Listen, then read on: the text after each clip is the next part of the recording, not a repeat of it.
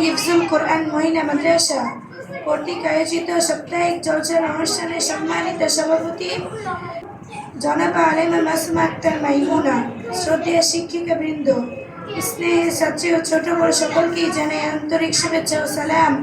আসসালামু আলাইকুম ওয়া রাহমাতুল্লাহি ওয়া বারাকাতুহু।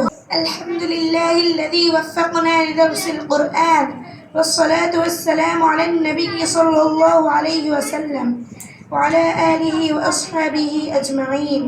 আম্মা বা'দ, ফাআউযু বিল্লাহি মিনাশ শাইতানির রাজীম। সমস্ত প্রশংসা মহান আল্লাহ রাব্বুল আলামিনের দরবারে, যিনি আমাদেরকে এমন একটি জান্নাতি পরিবেশে বসার তৌফিক দান করেছেন।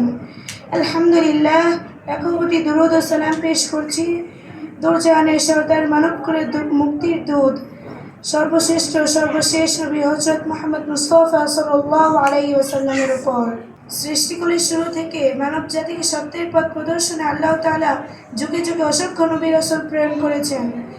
তারই ধারাবাহিকতায় সর্বশেষ নবী হিসেবে প্রেরণ করেছেন আমাদের প্রিয় নবী হযরত মুহাম্মদ মুস্তাফা সাল্লাল্লাহু আলাইহি ওয়াসাল্লামকে, এবং আল কুরআন নাজিল করেছেন, এক বরকতময় গ্রন্থ। এই কুরআন কারীমে বলা হয়েছে যালিকাল কিতাবু লা রাইবা ফীহ। সেই কালামে পাক থেকে সুমধুর কণ্ঠে তেলাওয়াত নিয়ে আসছেন অত্র মাদ্রাসার হিফজ বিভাগের ছাত্রী মুসাম্মদ হুমায়রা হিয়া।